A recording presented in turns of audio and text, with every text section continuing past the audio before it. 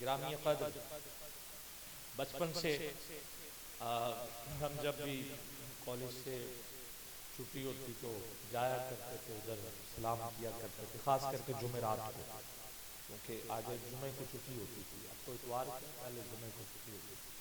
तो ये हमारी रूटीन थी कि हर जुमेरात को कॉलेज से उधर अगर नहीं जा सके तो फिर घर आके यूनिफॉर्म वगैरह चेंज किया और फिर रात सारी उधर। तो कई दफा गए तो ढेर लगे होते थे पैसों को, ऐसे ही लोग बैठ जाते थे, वो गिनते थे, हैं? बस वो गिनने का ऐसा फैज आया कि आज तक गिन ही रहे हैं हम। हाय समझ तो गए हैं आप। और दाता दे पैसे गिने सन आज तक गिन दे जा। ये है फैज, आप क्या समझते? और चलो हसूल बरकत के लिए ये भी बता ही देता हूँ। मैंने थोड़ी जितनी देर तक मैं लाहौर कॉलेज में पढ़ता रहा, हर जुमेरात ये मेरी रूटीन थी, तो मैं उधर आता रहा। और आने का फैज ये है कि अल्लाह का बड़ा शुक्र कि मुझे फैज आलम की जियारत का शर्फ हासिल हुआ, जो मेरे दाता ने दीद कर दी, और फिर मोहर लगाई है, मदीने में पहुंचाया है। हाँ, फिर नजफ क्या, करबला क्या, हुसैन की बारगाह क्या, कूफा, कितने अजीम अपने बड़ों के दरबारों की हाजिरी, फिर मुल्क शाम, फिर हजरत बिलाल हबशी की बारगाह। सुभान अल्लाह बोलो। अच्छा अब ये देखिए फैज का सिलसिला। आसिफ भाई उधर जाके हमने महफिल की, वो जो आखिरी 2 दिन उधर अपने महफिल की, अतराफ में बहुत सारी खबरें थी।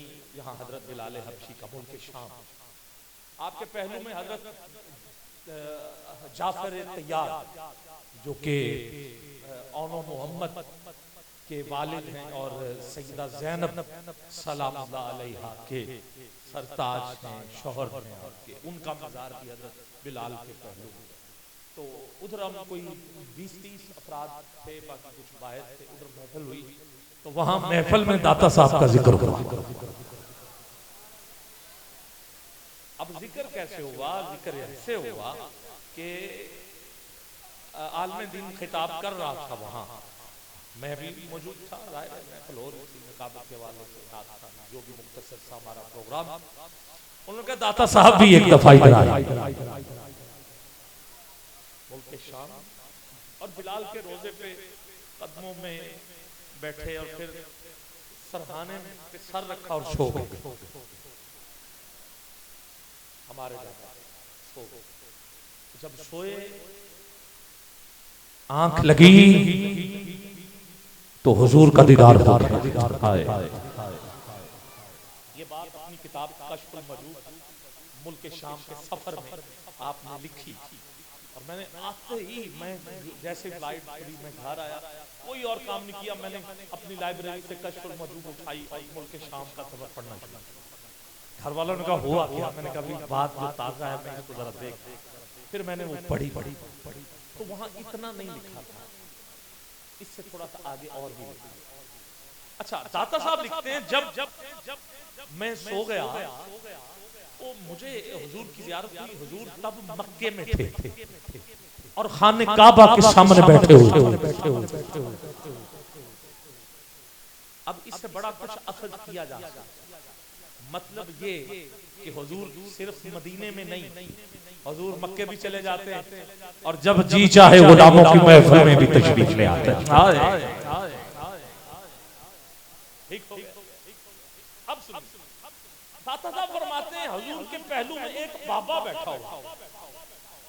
बाबा अब जाहिर है 70 साल से ज्यादा, जिसे हम बाबा कहते हैं, इतनी उम्र बाबा बैठा और हुजूर उसे लाड़ कर रहे हैं, जैसे कोई बड़ा बच्चों से लाड़ करता है, वैसे हुजूर उस बाबे से लाड़ कर रहे हैं।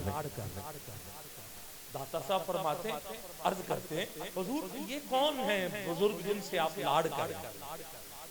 अब इतनी बातें हो रही हैं, ये मौजूद है, आप पढ़ सकते हैं।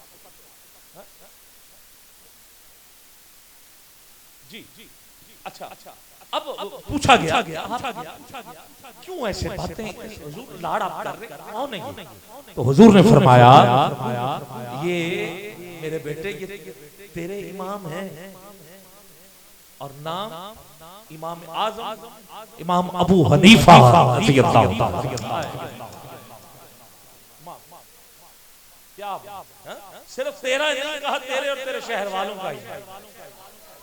तो अच्छा अब फिर हमारा भी तो फिर इमाम हुआ ना जब दाता साहब ने जो इमाम इमाम अबू हनीफा, और इमाम अबू हनीफा ये है बाबा। अब इसी बाबे से इनकी उम्र में किसी ने पूछा कि बाबा तुम्हारी उम्र कितनी?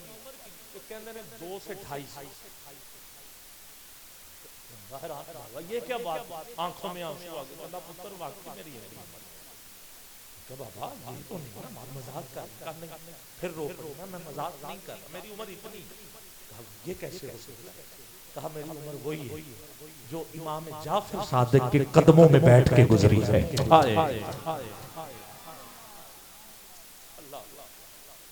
ये हैं बड़ों की बात। अल्लाह, बड़े ऐसे सहाबा जो हुजूर से बड़े थे। पूछा आप बड़े हैं कि सरकार? उसने कहा बड़े तो सरकार ही हैं, हम वैसे पहले आ गए। बड़े तो सरकार ही हैं। अल्लाह अकबर, सुभान अल्लाह। ये बुजुर्गों की बातें हैं, ये तसव्वुफ, ठीक है, किताबें पढ़ा और अब तो आपके पास ना खरीदे, अब तो मोबाइल पे सारा कुछ बुक्स हैं ना, उसकी रिसर्च करें, पढ़ने से बड़ा कुछ मिलता है। ठीक हो गया। तो मैं अभी सना खान को दावत दूं, उससे पहले हमारे भाई चौधरी जाहिद साहब जो कि अलबारी डेवलपर वाले आप तशरीफ लाए, चौधरी मोहम्मद बाबर साहब एडवोकेट आप तशरीफ लाए, राना तलहा साहब जो कि डेवलपर हैं RMT के, आपकी आमद हुई है। राना मोहम्मद आसद साहब आप तशरीफ लाए। मैं अपने भाई की तरफ से पूरी टीम की तरफ से खुशामदीद पेश करता हूँ।